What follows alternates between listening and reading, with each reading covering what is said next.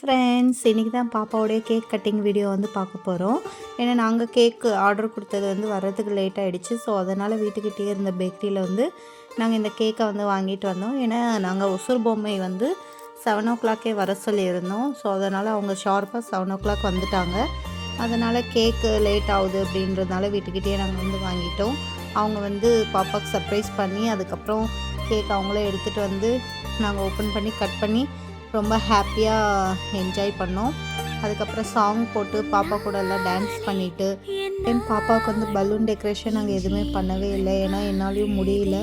So அதனால் நான் எதுவுமே பண்ணலை. சும்மா ப்ளோ பண்ணி கீழே மட்டும் போட்டிருந்தோம். அதுக்கப்புறம் கேக் கட் பண்ணி முடித்த உடனே அவங்களுக்கு எல்லாருக்குமே பாப்பா ஷேர் பண்ணாங்க.